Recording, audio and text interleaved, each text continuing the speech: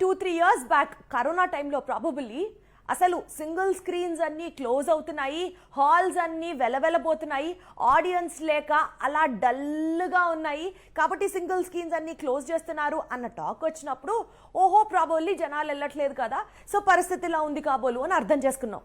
మరి ఇప్పుడేమైంది హైదరాబాద్ సింగిల్ స్క్రీన్స్కి? ఎందుకు అన్ని క్లోజ్ చేస్తున్నారు అంటూ టాక్ వినిపిస్తోంది.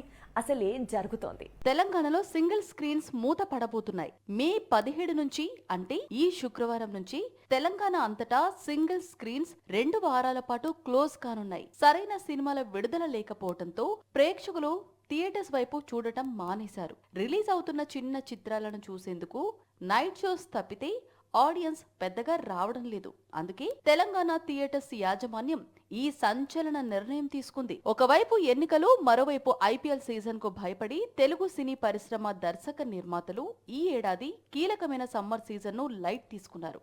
దాంతో తెలుగు రాష్ట్రాల్లోని సింగిల్ స్క్రీన్స్ కు మినిమం మెయింటెనెన్స్ కూడా రావడం లేదు. కనీసం కరెంటు ఛార్జీలు కూడా రికవరీ కావడం లేదు. థియేటర్ యజమానులు నష్టాలు చూస్తూ ఉండటంతో సింగిల్ స్క్రీన్స్ మే చివరి వారం వరకు మూత పడక తప్పని పరిస్థితి ఏర్పడిందని ఆవేదన వ్యక్తం చేస్తున్నారు. ఇప్పుడున్న పరిస్థితులు కోవిడ్ టైంను గుర్తు చేస్తున్నాయని, పెద్ద చిత్రాల విడుదల లేక ప్రేక్షకులు థియేటర్స్ కు రాక హాల్స్ ఓపెన్ చెయ్యాలంటేనే భయపడుతున్నాము అంటున్నారు సింగిల్ స్క్రీన్ యజమానులు. మే 31న విశ్వక్ సేన్ నటించిన గ్యాంగ్స్ ఆఫ్ గోదావరి రిలీజ్ ఉంది.